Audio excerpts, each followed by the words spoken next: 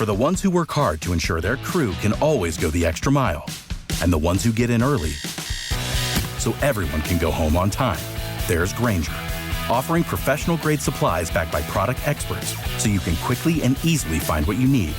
Plus, you can count on access to a committed team ready to go the extra mile for you. Call, click Grainger.com, or just stop by. Grainger, for the ones who get it done. It's 102.9 WBLM with the Captain and Celeste. And from what I understand, by the way, this is the WBLM fashion update.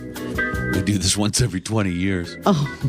The 80s are back, I guess, with fashion, right, Celeste? Yeah, so the style trends for 2022 are kind of all over the place, but nothing that I've never seen before. Mullets are back. I'll tell you, I've had a couple hairdresser friends tell me that they've been giving mullet haircuts. Man. So these are back. When you first knew me, I think I had the mullet going. You did. I think I may have had one too. Hell yeah. Also on trend for 2022, bedazzled accessories. I've got a girlfriend, Candy Lang, looking at you, hun, and she spends most of her ding-dong day bedazzling anything and everything. And I think that's hilarious. Tooth gems, little diamond chip in your tooth. Right that's coming on. back. Pearls on men, too, like, a la Harry Styles. No, thank you. It's become a thing. I've seen quite a bit of it. Good for you. I don't mind it, actually. What's the work thing, the casual work goth thing? It's called goth business casual, and I'm not sure exactly what that means. Goth business casual. I don't know if that means like, jeans and a t-shirt with like a cape and black eyeliner. I'm not really sure. Sure, there's a lot of blimp guys getting in their trucks this morning, all dressed up in their their casual goth wear. Sure. And then the luxury makeovers of non-traditional spaces in your home, too. So they're talking about like basements, garages, and turning them into luxury spaces, like turning your garage into the ultimate man cave. What? It already is just the way it is with the old STP sign on it. Oh, it could get even better. So those are some of the fashion trends. Oh, and night dresses.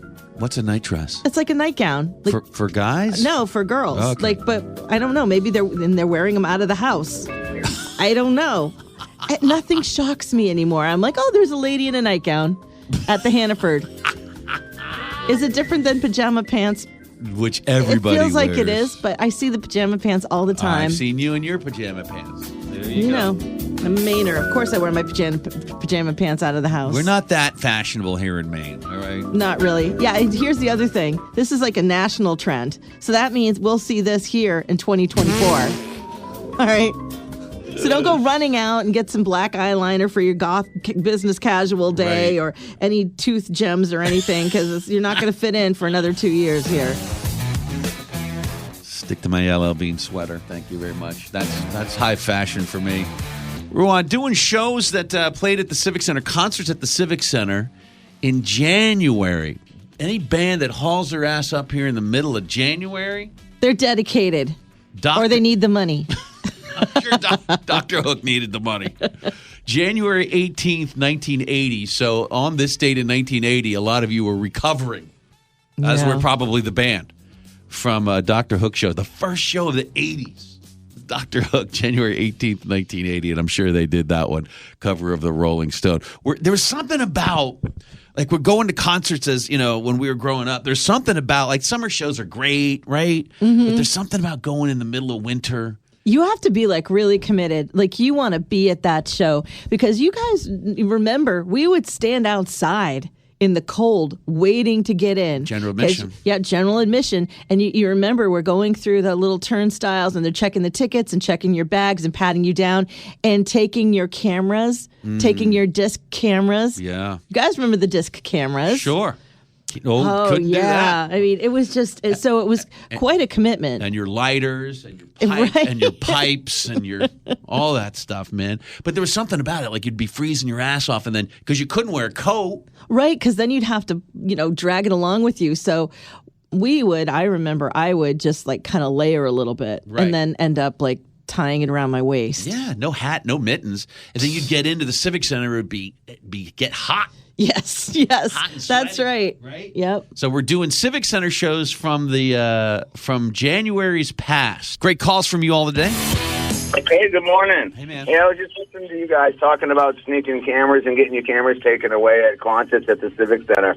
Years ago, I used to take the little 110 Instamatic and stick it down my pants. Yeah. And then when I went in and go through the door, I would always hold my arms up like, go ahead, search me. I got nothing, and it worked every time. Not one time in my life I ever got searched at a concert at the Civic Center. They just thought you had an impressive package. Right. Now I used to have to hold my gut in a little bit so it wouldn't stick out so much and make it look normal, you know what I mean? Because nobody's really got a square package if you think about it, a little bottom part of the Instamatic. But it used to work all the time. Dude, think about the things we would stuff down our pants to get into concerts, movie theaters. I mean, I think I had my record is like 4 bottles of beer. Well, see, the thing is, I'm not a drinker. I am 420 friendly, so years ago I used to smoke a lot. And other than that, I never really, other than just a camera, that's the only thing I ever brought into the Civic Center. And when you used to stand out front of the sidewalk, we used to have the shirts right inside the door there. So I'd always have a friend with me, and I'd point out what shirt I wanted. So as soon as the doors opened, I didn't have to mess around with getting the shirt. I'd fly down over the stairs and get to the front row. And at the end of the concert, he'd have my shirt, and we'd meet on the floor, and it worked out slick as hell all the time. What we have here, ladies and gentlemen, is an experienced concerteer. I think there's a plaque with your name on it at the Civic Center, bro. I really do. Well done. There should be. A good rockin' version of that one. Big Shot Live. It's Billy So Joel. good. Yeah, it's a good one. So what'd you do a few weeks ago? I saw him in Madison Square Garden. Oh, no big deal. You saw Billy Joel at Madison Square Garden. How was it? Ask me where I got COVID. Hey, where'd you get COVID? Billy Joel at Madison Square Garden. That's actually a true story. Okay. Billy Okay, but your symptoms were mild, so was it worth it? Oh, I'm not saying that All publicly. right. Oh, yeah, that's true. I'm okay. not saying that publicly. Oh, my goodness. No, it wasn't worth it.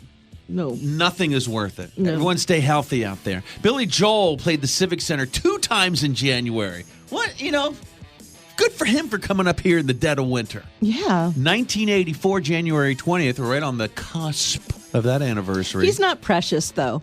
Billy Joel seems to me like a guy who would, he'd be okay in the winter. Yeah. 1987, he came back in January of 1987. I was trying to think out why he would do that, and I think I remember for Billy Joel, he really loves Portland. And I think he would start tours here, and he would secretly rehearse at the Civic Center. That's right, yeah. For like a week. And so he'd bring everybody up here, they'd rehearse, they'd do a show here, then they'd start in Boston and go on. So I think that was, Yeah. he could be. So if you drive He by... would pregame here. He really would pregame here. We're good because we're a good audience. I've heard. We're very, very appreciative. We're very, very appreciative. We're doing shows that happened in January at the Cumberland County Civic Center. Now, of course, the Cross Insurance Arena. Some classic shows. ZZ Top and Aerosmith and Ozzy and Kiss and all kinds of stuff. A couple more we'll get on this morning. Blimp Morning Show. Tuca giving up 5 goals in the first period last night. Don't blame Tuca. Everybody sucked last night. The Bruins. 7-1 the final. They lost to the Hurricanes. Celtics have the Hornets tonight. Hey, the Jamaican bobsled team is back for the first time in 24 years. I'm going to watch Cool Runnings today. It's a great movie. Oh, so good. Olympics get going in a couple weeks. Jamaicans will be going up against that Del Duca kid from Bethel who made Team USA in the bobsled team. Hey, if you want to go to the Super Bowl this year, give blood. That's it? Yeah, give blood. This is in sports. I'm putting this in sports. One, there's a really bad blood shortage right now. Yeah. Urge you to give blood. And everybody who gives blood, I think, over the next couple weeks qualifies for a trip to the Super Bowl. That's amazing. Amazing. And the cookie and the apple juice are fantastic, too. It's kind of like when you're hanging out after you give blood, it's kind of like hanging out at a bar. It really is. you're there, you're being taken care of. Somebody's, kind of checking in on you periodically, and you've got like-minded individuals that you're hanging out with. You're a little woozy. A little woozy. It's just nice. It's a little camaraderie. Right, exactly. I like it. I do too.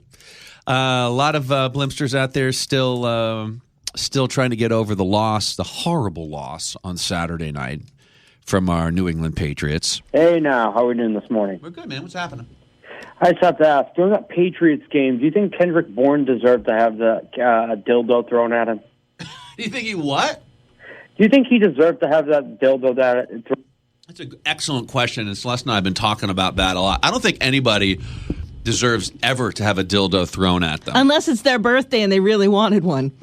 The Captain and Celeste all morning. Wicked long blocks of BLM rock all day. It is Maine's longest running radio quiz game show. Uh-huh. That's true, man. You've been doing this a long time with me.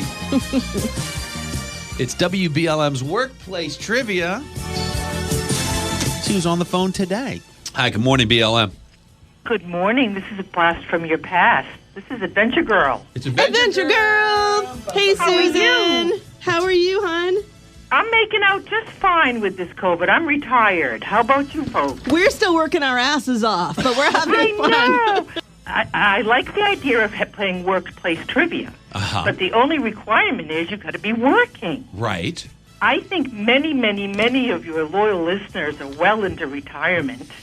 And you should have a day where you have retirement trivia and have all loyal listeners call in and ask what we're doing for fun, enjoying our state. Adventure Girl, So- would you like to play retirement trivia with us this morning? I would love it. All right. Ladies and gentlemen, boys and girls, friends and neighbors, Damon's pistols, hermaphrodites, hermaphrodites, and all the ships at sea. Hello, sailors. Time for retirement trivia. Hi, who's our caller? This is Adventure Girl. Better known as Susan. Adventure Girl, what did you do when you were working? I was a registered nurse for 47 years. Here's the first question. True or false? Americans called turkeys because they thought turkeys were from Turkey. True or false, Adventure Girl? Retirement trivia. That's false. That's true. It's actually no. true. Yeah. No. And okay. they're actually, of course, Really? native to the Americas. True or false? The peach Crayola color was actually called flesh until 1962. I think that's true. That's true. It is true. And then they were like, oh, there are more than one colors for flesh. Yeah. So they changed Because it I to was peach. coloring. I was like from 52 to 62. I was 10. I was using a lot of the flesh for the skin. Yeah. Yeah. Yep. Okay, I've got one. All right, here's our next one. Adventure Girl, this is the tiebreaker here. Okay.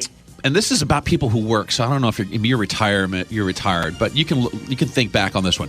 Most people are likely to get hurt at work on Fridays. True or false? Most likely to get hurt or fake getting hurt.